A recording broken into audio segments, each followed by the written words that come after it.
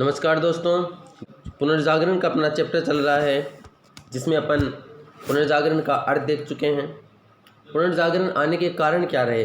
कुछ कारण जैसे कुस्तुनतुनिया का पतन हो गया था, तुर्क शासक था उस्मानी तुर्क ने आक्रमण कर दिया था, मोहम्मद द्वितीय नाम था उसका, उसने आक्रमण कर दिया था। और जो कुस्तुनतुनिया एक केंद्र था ग्रीक रोमन संस्कृति का, वहाँ पर जब पुस्तकालयों को जलाया जा रहा था तो बहुत सारे विद्वान अपनी पुस्तकों के साथ में इटली पहुंच गए थे। क्रूसेडर्स हुए, यानी 200 साल तक जेरूसलम को लेकर ईसाइयों मुसलमानों में युद्ध हुए, उन्हें क्रूसेडर्स कहा जाता है। और क्रूसेडर्स के कारण भी पुनर्जागरण को एक गति मिली, व्यापारिक विकास हुआ। और एक और महत्वपूर्ण योगदान रहा मंगोल शासक कुबलाई खान का, जिसने विद्वानों को संरक्षण दिया था। और राजकीय संरक्षण किसी भी संस्कृति के विकास में महत्वपूर्ण होता है। सामंतवाद का पतन हुआ, इसके साथ ही बड़े बड़े नगरों का विकास हुआ, औद्योगिकरण होने लगा नगरों का विकास हुआ तो मध्य वर्ग में चेतना आई, उनकी आय बढ़ी, उनका जीवन स्तर बढ़ा। और सबसे महत्वपूर्ण चीज़ इस समय होती है कि 1454 ईस्वी में जोहेन गुटेनबर्ग नामक वैज्ञानिक ने प्रिंटिंग प्रेस का आविष्कार किया, जिस कारण से बहुत ज़्यादा प्रतियां छपने लगी, भौगोलिक खोजें हुई, स्कॉलस्टिक विचारधारा का विकास हुआ और राष्ट्रीयता की भावना का उदय हुआ। ये कुछ पॉइंट अपन ने पढ़े थे पुनर्जागरण के कारणों में पिछले वीडियो में। अब अपन देखते हैं पुनर्जागरण की विशेषताएं क्या क्या रही। तो पुनर्जागरण की महत्वपूर्ण विशेषता है कि स्वतंत्र चिंतन का विकास हुआ। व्यक्ति तार्किक तरीके से सोचने लग गया, अपने विवेक का प्रयोग करने लग गया। अब वह ऐसे नहीं सोचता था कि चर्च ने जो बात कह दी वही सत्य होगी, बल्कि वो चर्च की बातों को परखता था। ऐसा भी नहीं था कि चर्च की बातें बिल्कुल ही अवहेलना होने लग गई थी, लेकिन यदि वो तार्किक थी तो उन्हें अपनाया जा रहा था, और तार्किक नहीं थी तो व्यक्ति उसको छोड़ भी रहा था। इस समय मानववाद की विचारधारा का विकास हुआ। मानववाद लैटिन भाषा के शब्द ह्यूमैनिटीज से बना है, और ह्यूमैनिटीज का अर्थ होता है उच्च ज्ञान।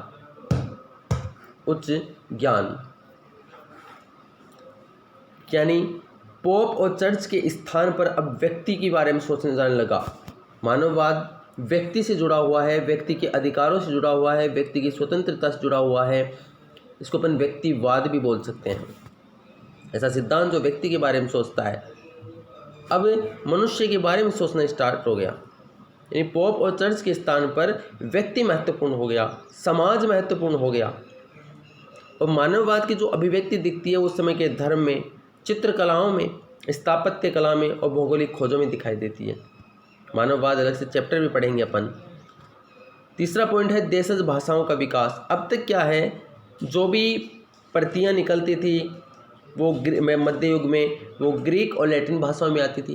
अब कोई ग्रीक और लैटिन पढ़ना नहीं जानता हो, लोकल लैंग्वेज ही पढ़ता हो, तो वह उन चीज़ों को पढ़ नहीं पा रहा था, उनको नहीं पढ़ पा रहा था। जैसे अपने भारत की बात करें अपन, संस्कृत में लिखे गए थे ग्रंथ, सबको संस्कृत आती नहीं थी, सब पढ़ नहीं पाते थे।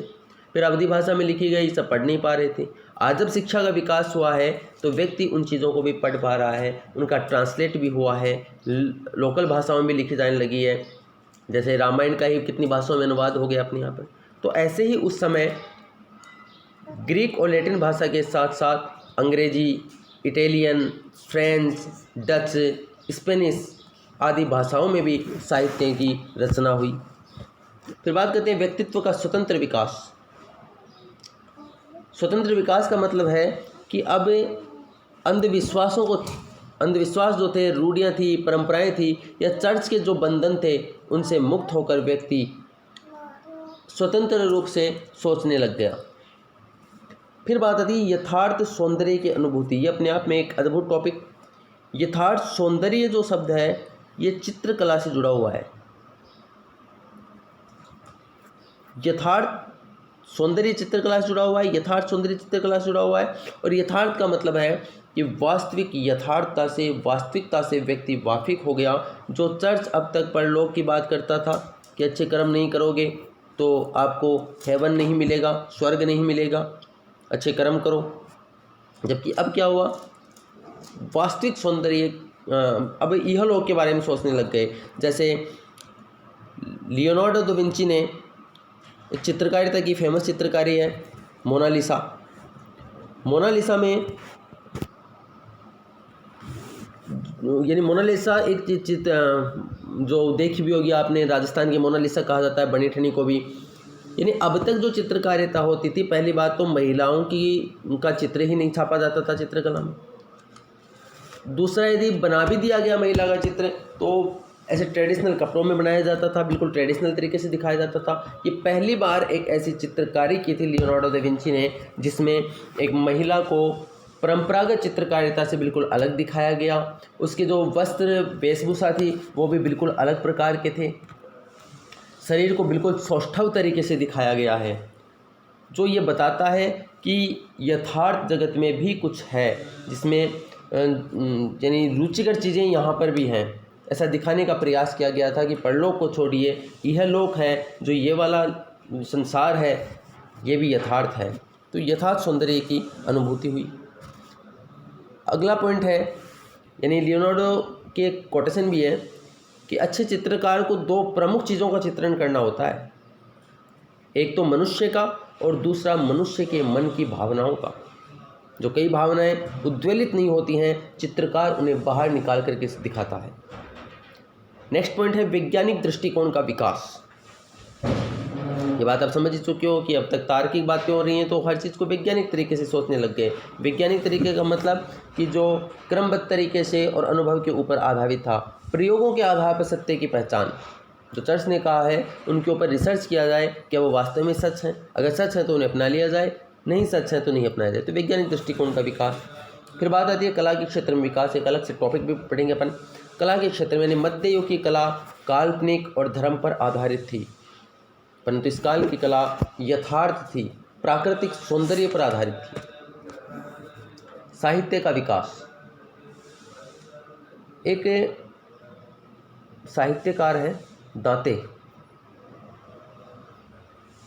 तो साहित्य कला का पुनर्जागरण में जो प्रारंभ होता है वो दांते से होता है। ये नाम मैं आपको इसलिए बता रहा हूँ कि एक ऐसी सीरीज स्टार्ट करेंगे अपन जिसमें इन विचारकों के बारे में ही बताएंगे थोड़ा थोड़ा, क्योंकि पुनर्जागरण, धर्म सुधार और प्रबोधन से जो क्वेश्चन आते हैं छोटे 20 वर्ड्स 50 वर्ड्स के, वो किसी ना किसी विचारकों पे आते हैं। जो लियोनार्डो दा विंची का नाम अपन ने सुना है, दांते का नाम सुना है, शेक्सपियर का नाम सुना है, तो इनके ऊपर अपन वीडियो बनाएंगे आगे।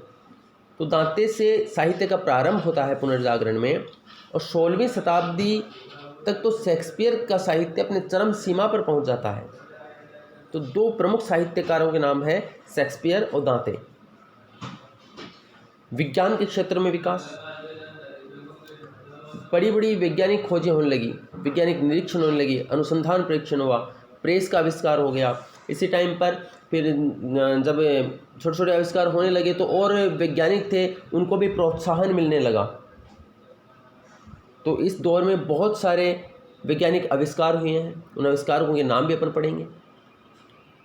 एक अलग से वीडियो बनाएंगे कि पुनर्जागरण का विज्ञान के क्षेत्र में क्या प्रभाव पड़ा। विज्ञान, साहित्य और कला पर अलग से पूरा टॉपिक अपन डिस्कस करेंगे। नेक्स्ट आता है भौगोलिक खोजें हुई। ये अपन ने पुनर्जागरण के कारणों में भी देखा है और पुनर्जागरण की विशेषता भी है। पुनर्जागरण आया इसलिए था कि भौगोलिक खोजें हुई तो लोगों को पता चला कि संसार इतना ही नहीं है, संसार तो और भी है, ज्ञान इतना ही नहीं है, ज्ञान तो अपनी चरम सीमा पर है, बहुत ज्ञान भरा पड़ा है। तो पूर्व का ज्ञान पश्चिम को हुआ और पश्चिमी का ज्ञान पूर्व तक पहुंचा, एक समन्वय हुआ। और भी जैसे स्टैटिस्टिक विचारधारा के बारे में अपन ने पढ़ा था, वो भी एक भौगोलिक खोज का ही तो परिणाम है। भौगोलिक खोज से संबंधित जिन की बात अपन ने की, ऐसे हैं Amerigo Vespucci, Christopher Columbus, Vasco da Gama, Prince Henry, Captain Diaz. जिस वास्को डी गामा ने भारत की खोज की थी इसी दौर में क्रिस्टोफर कोलंबस अमेरिका पहुंचता है, लेकिन वास्तव में अमेरिका की खोज अमेरिको वेस्पुची ने की थी तरीके से, इसीलिए उस क्षेत्र का नाम अमेरिका पड़ा। नेक्स्ट आता है तर्क और मानव की जिज्ञासु प्रवृत्ति का उदय। वही पॉइंट है घुमा फिरा करके कि अरस्तु के तर्क शास्त्र का गहरा प्रभाव पड़ा, अरस्तु की किताबों का प्रभाव पड़ा, जो उसने पॉलिटिक्स जैसी किताब लिखी उनका प्रभाव पड़ा। यहाँ तक कि प्लेटो की बुक्स भी उनको पढ़ने को मिली, जिसमें उसने न्याय के सिद्धांत बताए हैं। द लॉज नामक बुक में कानून की बताए हैं, रिपब्लिक बुक बताई है। तो ये बुक्स गई तो तर्क और मानव की जो जिज्ञासा थी, मनुष्य की जो जिज्ञासा थी, वो तर्क की कसौटी पर परखी जाने लगी। तो और ज़्यादा जिज्ञासा हुई कि और कैसे शासन व्यवस्था में परिवर्तन किया जा सकता है। फिर देखिए, जो प्लेटो की जो बुक थी द रिपब्लिक बुक क्या है, डायलॉग पद्धति पर लिखी गई है कि वो सुकरात से प्रश्न पूछता है, सुकरात उसका उत्तर देता है कि न्याय क्या है, तो सुकरात बताता है न्याय ये है साहब, सद्गुण ही न्याय है, ज्ञान ही सद्गुण है। ऐसे कुछ सिद्धांत जो डायलॉग मेथड में लिखे गए हैं, संवाद शैली में लिखी गई है, तो उससे और ज़्यादा जिज्ञासा बढ़ी। परंपराओं मान्यताओं को तर्क की कसौटी पर कसा गया। मध्यकालीन विषयों का भी प्रभाव पड़ा। शिक्षा और भौतिक मूल्यों के प्रति और ज़्यादा आकर्षण बढ़ा। ये कुछ पॉइंट्स हैं जो पुनर्जागरण की विशेषताएं हैं।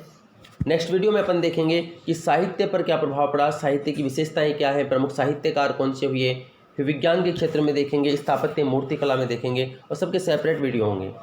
थैंक्स।